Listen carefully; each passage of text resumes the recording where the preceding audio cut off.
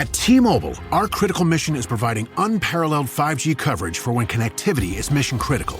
Introducing T-Priority, America's best 5G network experience for first responders, even in times of congestion. More capacity, faster speeds, better coverage. T-Priority from T-Mobile, built for tomorrow's emergencies, ready today. Discover more at t-priority.com. For qualifying organizations on eligible rate plans, coverage not available in some areas and may be impacted by emergencies. Today on CityCast Portland, we're talking about our city's restrictive tree code that might be causing more harm than good, the startling realization that we might have too many public high schools, and two city councilors' ambitious plan to finally get some sidewalks for East and West Portland. Joining me on this week's Friday News Roundup are Willamette Week City Hall reporter Sophie Peel and our very own executive producer, John Notarianni. It's Friday, March 21st. I'm Claudia Meza, and this is what Portland's talking about.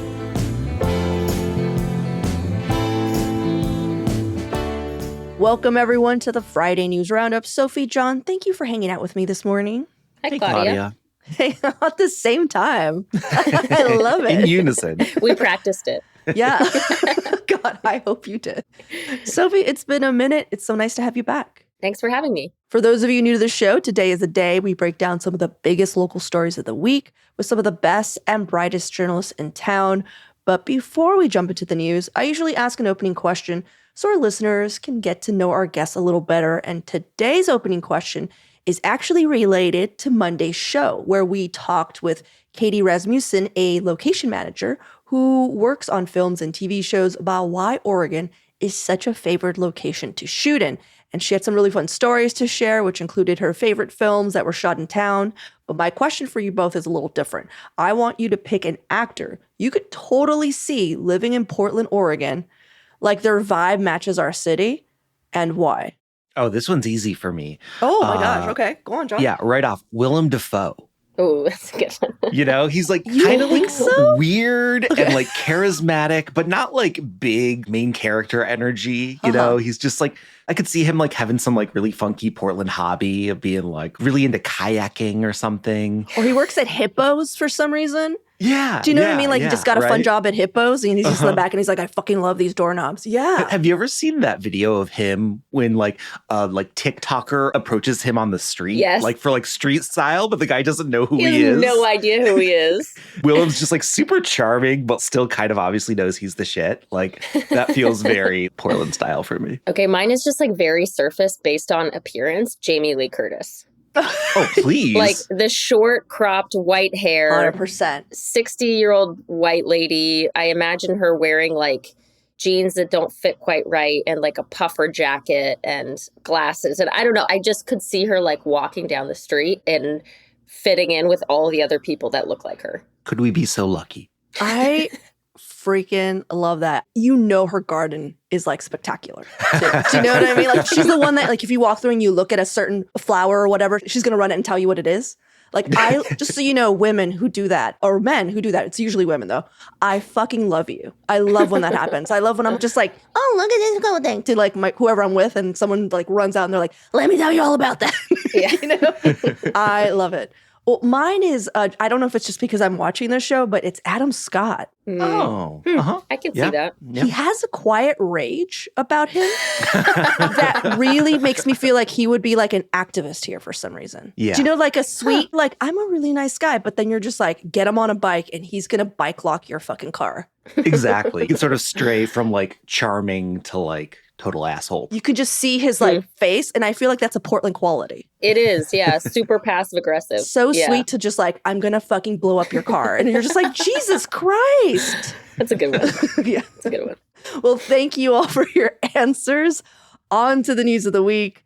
Sophie, what did you bring us?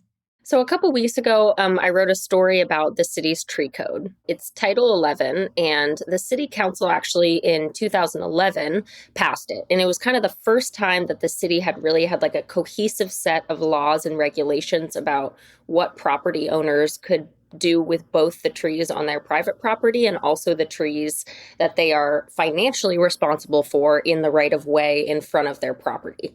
And so this tree code was really sweeping, and it basically encapsulated like the majority of the city's trees and put rules and regulations about trimming them, chopping them down, pruning them, treating them for disease. And the intent was really good, obviously, was to protect the city's tree canopy, especially amidst worsening climate change, which we're all like very, very aware of, and also aware of the city's kind of declining tree canopy and sort of just the lack of trees in general in East Portland. But the story I wrote was kind of looking at a different angle of it, which is not always the most like politically palatable angle, which is the financial burden it has put on Portlanders. And a couple of different examples of where the tree code has just caused like great distress for Portlanders. The tree code and sort of the bureau that runs it can be really stringent.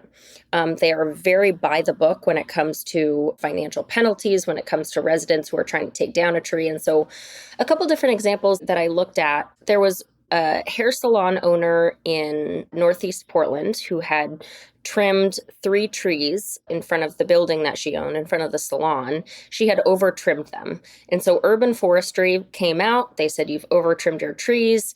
You need to immediately take them down and replant them.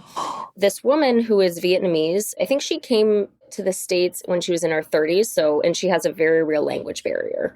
So when she got this notice, she was, the fine was like slapped to her door. She was getting emails and letters. She was getting letters from them, not emails. And she didn't know what was happening. So she had requested a translator, and her friend was trying to like be the liaison between urban forestry and this woman. And like, she was just getting nowhere. She was so overwhelmed. She paid $100 fine that she thought was like going to take away the violation totally. Like she thought she had cured it. In fact, that had been a $100 fine to ask the city to review the violation again.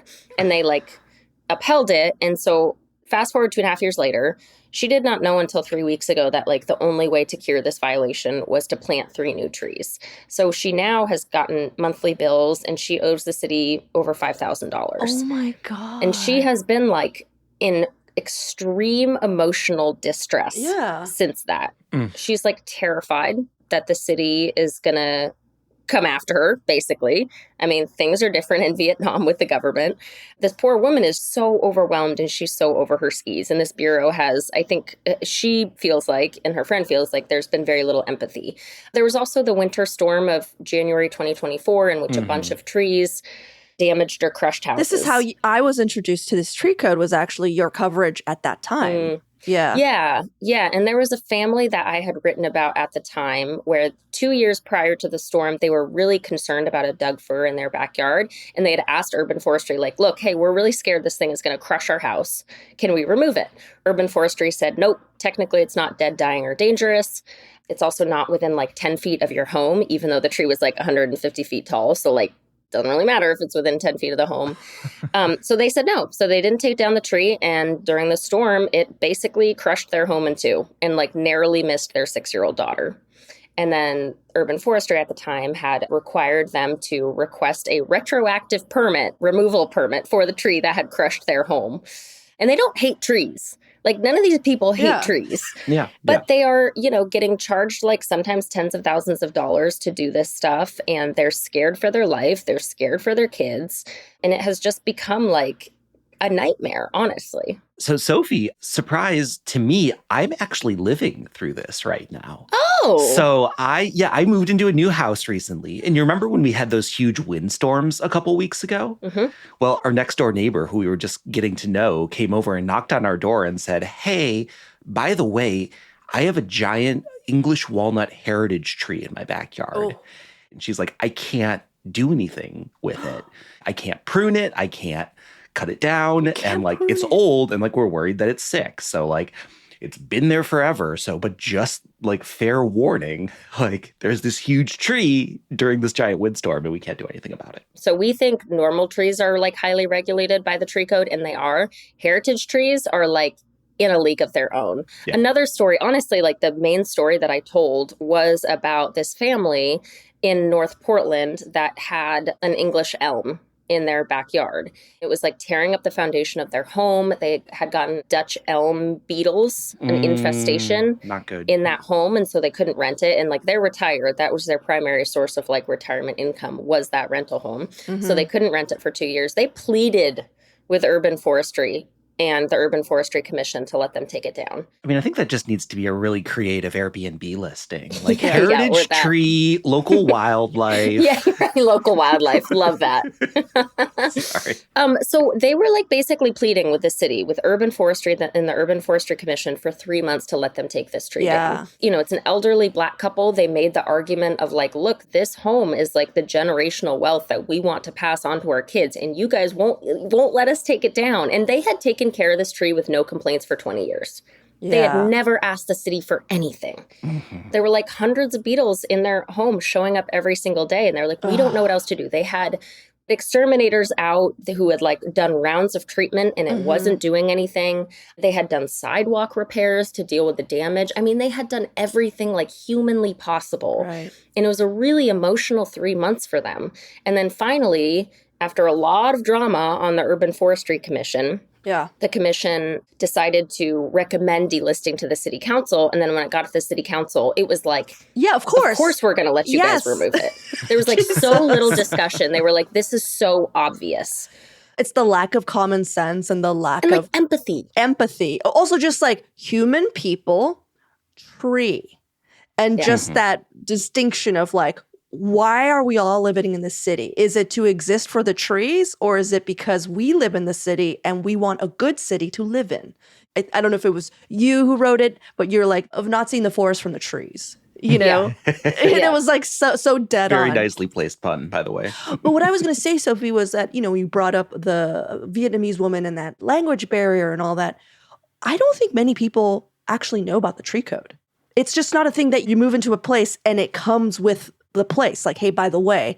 So can you imagine, not from this country, hell, not from this city, and because we have the strictest tree code in the United States. You know, you move in and then you're just like, I can't prune the trees on my own property. Because it's not even just like the city trees, which, by the way, it's like the city needs to start taking care of the city trees. You know, I think that's happening, but like, goddamn, you know? It's going to be happening. Yeah. So, yeah, I just can't imagine that world of just being like, I'm sorry, this feels like the Twilight Zone. Yeah. It feels like this like weird regime. And it's so interesting. I don't think I included this part. There was a tree on, I think it was in front of someone's house, and Urban Forestry said, this is dying. Like, you have to take it down. If you don't take it down, we're going to obtain a search warrant and have like someone go chop it down for you. I mean, it's like, what other agency in the city can like go onto your private property with a search warrant other than like law enforcement? It's just kind of crazy to me. I do want to just point out the commissioners who essentially championed this bill back in 2012, was it? Yes. So it was former city commissioners Amanda Fritz and Nick Fish. Exactly. Well, Nick Fish passed, but I think he was trying to actually amend the tree code because he realized how freaking insane it was. And I think Amanda Fritz has gone on the record being like, yeah, I regret this. Yeah, I mean, this was not a good one. Yeah. Sorry, guys. Again, like at the time, it was like, this makes sense. Of course, we want to protect our trees. Like, this matters. But I think what you were saying, Claudia, is that like Fritz now is like, oh, this had some unintended consequences that like we pretty immediately saw weren't working. But here we are, 10 years later, and we've still got this pretty much the exact same thing. Yeah. And I urge everyone to read Sophie's article. I feel like, Sophie, this should have been an episode because it was infuriating reading the story. Wow. So I can only imagine. But yeah, let's take a quick break here. And when we come back, more headlines of the week.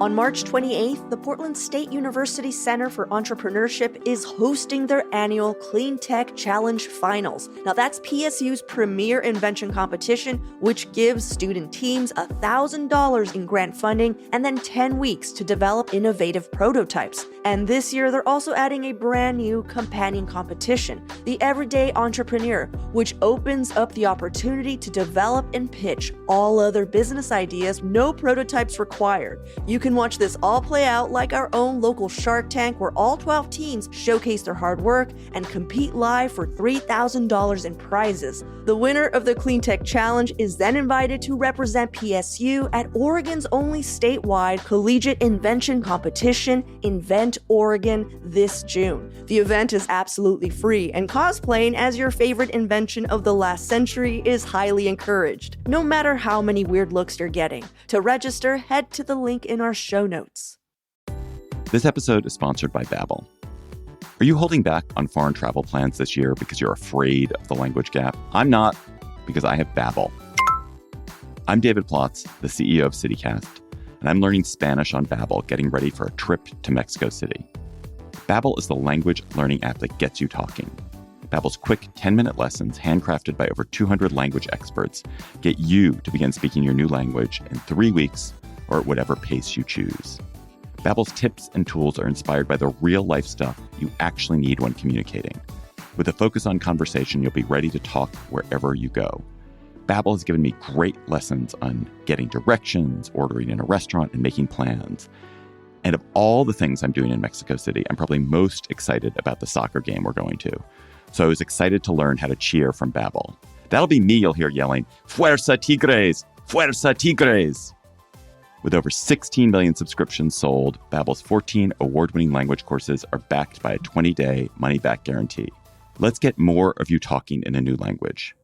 Babbel is gifting our listeners 60% off subscriptions at babbel.com/citycast. Get up to 60% off at babbel.com/citycast.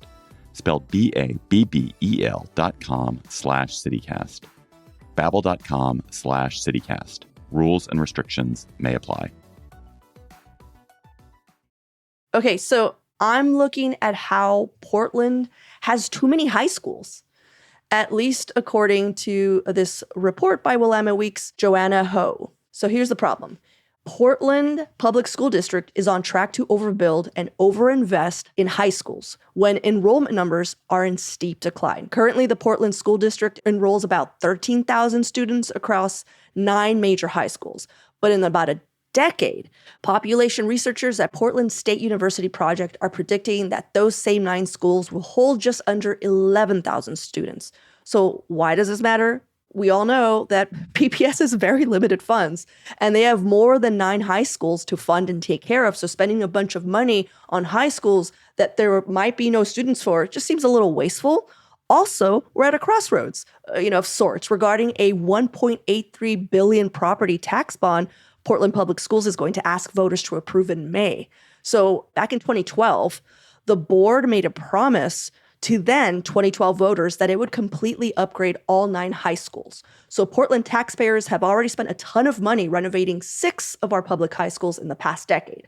But 3 more remain to be rebuilt: Cleveland, Ida B. Wells, and Jefferson. And about $1 billion of that $1.83 billion proposed property tax bond is reserved to build those schools specifically to a capacity of 1,700 students each. So they're expanding everything, right? Which again, a dream held in 2012 when Portland's population was exploding and we all thought we would live forever. So the decision PPS is facing, if the bond even gets voted in, is deciding if we use the limited resources to fully modernize and expand capacity at 3 more high schools when we already have 6 that are up to date, knowing the data is saying in about 10 years you're only going to need 7, or do we use that money to pay for other needed PPS expenses like upgrading elementary and middle schools? I don't know, paying teachers more, providing students and teachers with resources.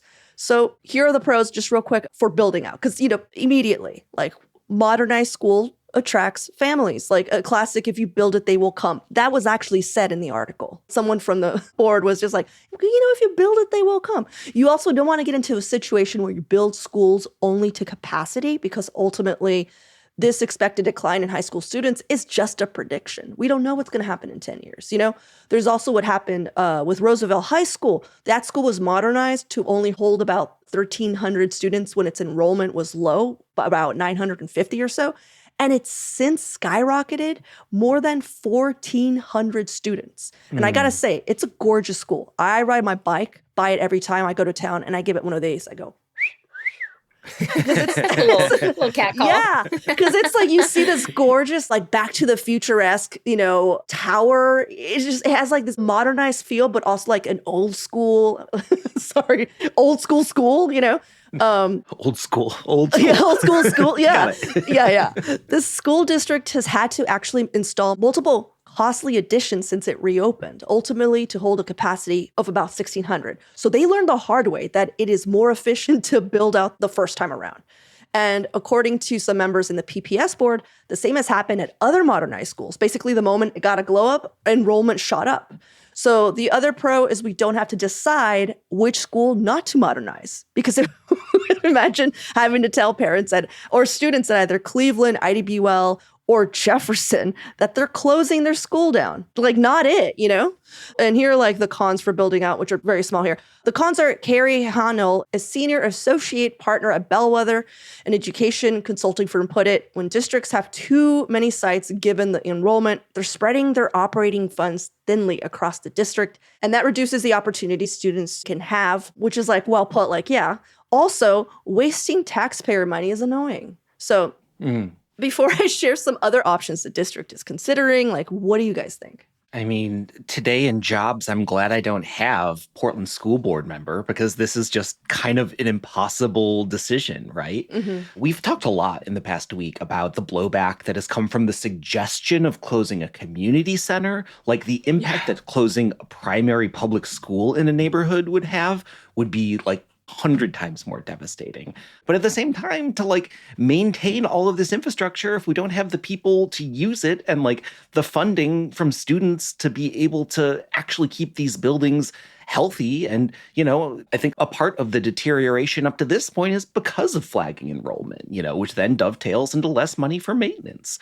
Yeah, it's really tough. And I don't think there's an easy answer here. John's right. There's absolutely no easy answer. It kind of reeks of me to like Portland nice a little bit, the people who think that we should go through with all these renovations still and keep all 9 open. Like, we don't have the resources for it. I think it's a little pie in the sky to say if we build it, they will come.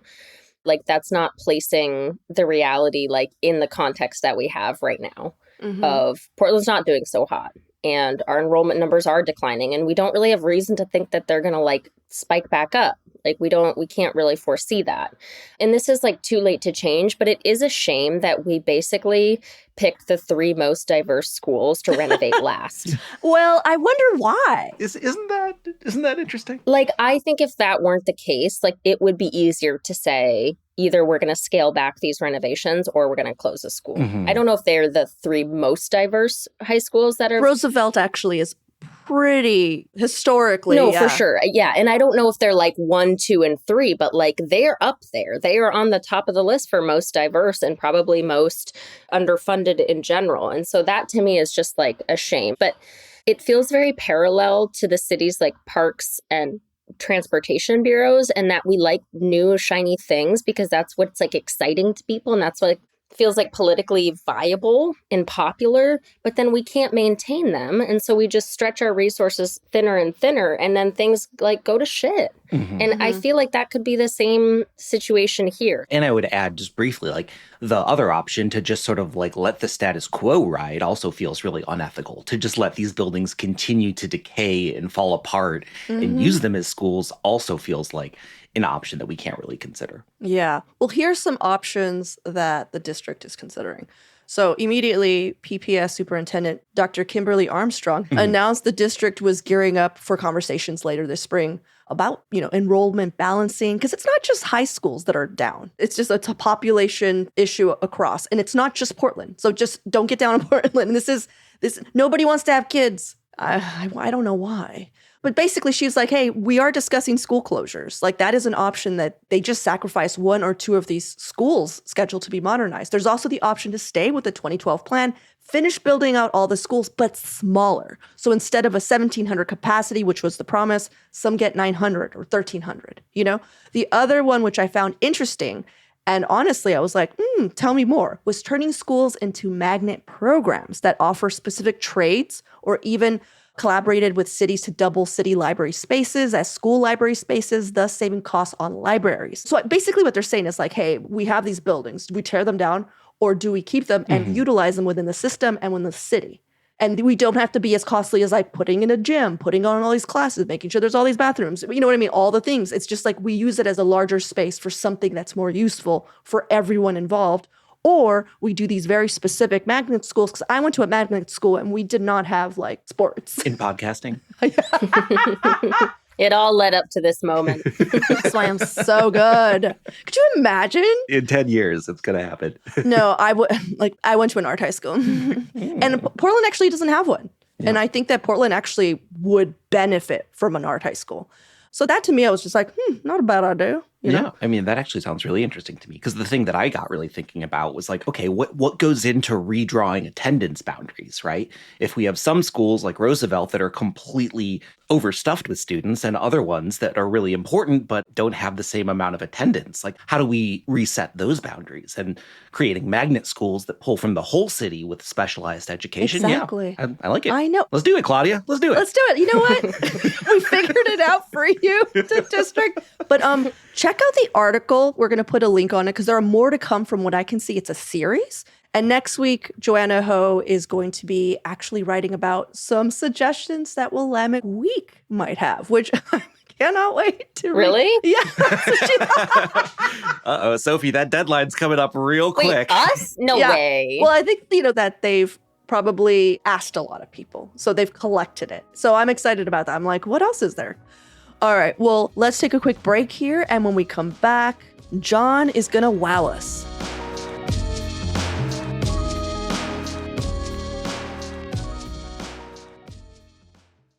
I can say to my new Samsung Galaxy S25 Ultra, hey, find a keto-friendly restaurant nearby and text it to Beth and Steve. And it does, without me lifting a finger. So I can get in more squats anywhere I can. 1, 2, 3. Will that be cash or credit? Credit. 4.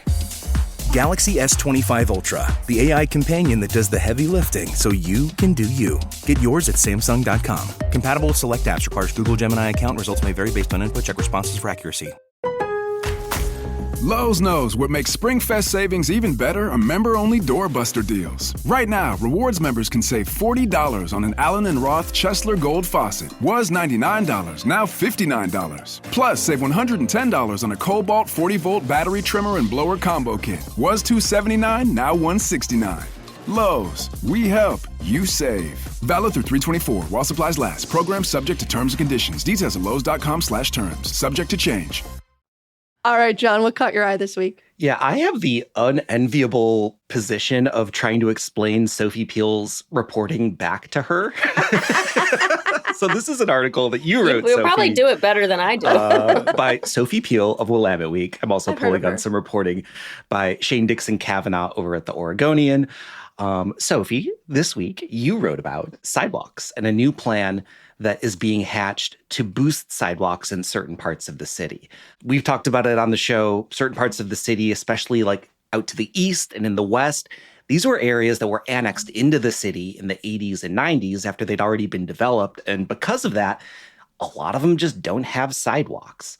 So 2 different city councilors from 2 opposite sides of the city are now kind of teaming up to push for this new idea to get a huge amount of money for sidewalk construction in their districts. Councilor Loretta Smith from District 1, that's in East Portland, and Councilor Mitch Green from District 4, that's West Portland, and a chunk of Southeast around Selwood. Could be pretty expensive. Plan's probably going to cost at least $100 million, potentially much more. And of course, this is on top of a $93 million budget deficit that we're looking at for the next budget year. So, I mean, I think the first big question is like, everyone loves sidewalks. Where might this money come from? Well, they've proposed a couple different ideas that they're kicking around: issuing limited tax revenue bonds, getting some state infrastructure grants, maybe allocating a bit of money from the Portland Clean Energy Fund, which we can talk more about, and possibly getting some money from a federal program that does grants called Safe Streets and Roads for All. And they're hoping that they can maybe get some money for that. But yeah, it's a really big idea. It's going to be really expensive. And they're hoping that they can make it happen. What do you guys think? Sophie, what do you think about your own article? How'd I do, Sophie? You did great. Thank you. Great. No, I think when I first heard about it, I was like, oh, that's lofty. But you know what? At least it's a freaking idea. Yeah. And at least they're going to try. And like that, I have to give credit for. And I have been talking to some of the other counselors too, have sort of been in on like the planning stages. And they've all told me like, no, this is pretty legit. Like the funding sources they are looking at are like real funding sources that we would have a real shot at. I mean, obviously council would decide if to use PSEF funding for this, but like the SS4A, which is the federal transportation grant, like, I mean, that application is coming out later this month. Like that is not out of the question. And then the city has the ability to issue certain bonds. They can bond against their future revenues. And like they are currently authorized to do that up to a certain amount.